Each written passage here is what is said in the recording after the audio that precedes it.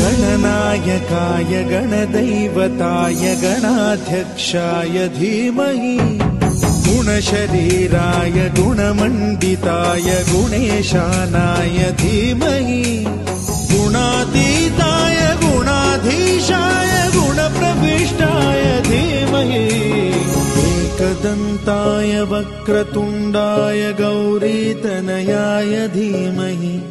गजेशानाय भालचन्द्राय श्रीगणेशाय धीमहि एकदन्ताय वक्रतुण्डाय